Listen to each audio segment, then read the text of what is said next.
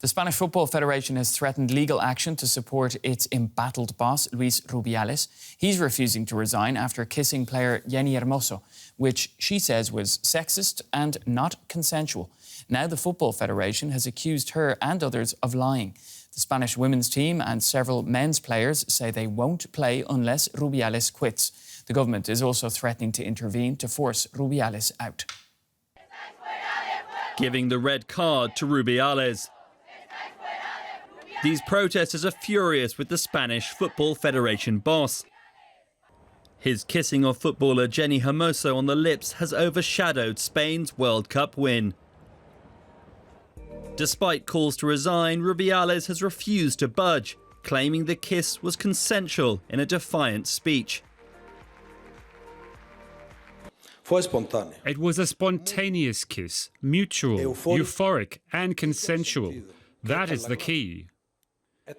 Is it so serious that I have to leave after having achieved the best performance in the history of Spanish football? Do you think I should have to resign? Well, I am going to tell you something. I will not resign. I will not resign. I will not resign. No voy a dimitir.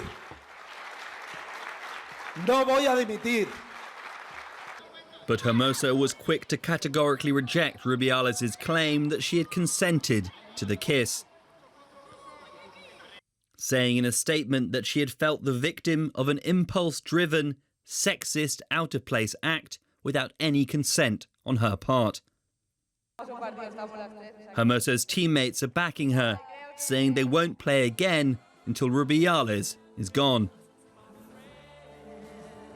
The Spanish government is taking steps to make that happen, launching legal action to get Rubiales suspended from his post. Protesters say he should have quit already. I think he should have resigned. And I also believe that putting the blame on the victim and trying to get away with it is a huge lack of respect. I think he should have left after assuming his responsibility. He's not only blaming the victim, but playing the victim himself, denying any wrongdoing. Despite all the anger and the pressure, Rubiales and the Football Federation have doubled down again, insisting in a statement that the kiss was consensual and threatening legal action. Well, we can talk now to Semra Hunter, an expert on Spanish football and presenter at Spanish La Liga TV. Semra, great to see you. So the Spanish Football Federation is hitting back with a legal challenge. So this is the latest twist in this story. Can you give us some more details? Yes, so the Federation has decided to put out another statement. It was released a few hours ago in which it doubles down in protecting Luis Rubiales, the president. It makes it very clear, according to them, that he did not lie, that he was telling the truth. And by way of trying to support that argument, they put forward 4 photos, which they call as evidence. The thing is, these photos are very questionable. They look as if they've been manipulated. Obviously, they will have to be investigated properly, and that will have to be confirmed. But if you put them up to the images that we saw on television, they don't match. So something looks a little bit strange there. And it also just highlights the lengths that they're willing to go to defend themselves. And as you pointed out, they have clearly stated that they are going to take legal action against FootPro, which is the union that represents Jenni Hermoso, the player in question. So it is quite bizarre. It is quite embarrassing at the same time, and a bit mind-boggling that this is what they're willing to do at this stage. Incredible development, Semra. Now, dozens of players are refusing to play for Spanish national team. So does this mean that upcoming international games will be called off, or what happens?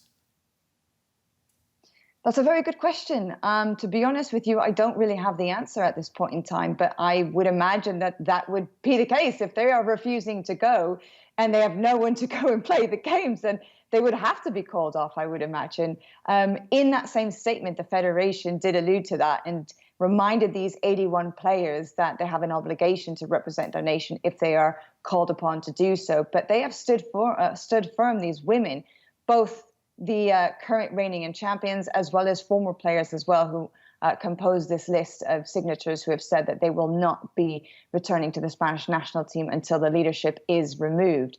So should that be the case, I don't know if they'll be able to find others who are maybe within the younger categories or lower categories of the Spanish national team who would be willing to play those games that you speak of, or in fact, more will continue to say, no, we stand with Jenni Hermoso and these women, and we refuse to represent Spain until all of this is properly dealt with.